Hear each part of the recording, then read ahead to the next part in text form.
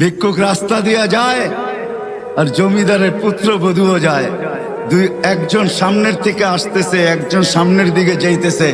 দুইজনের ক্রসিং এর সময় ভিক্ষুকের গায়ের কাদা জমিদারের পুত্রবধূর গায়ে লেগে গেছে।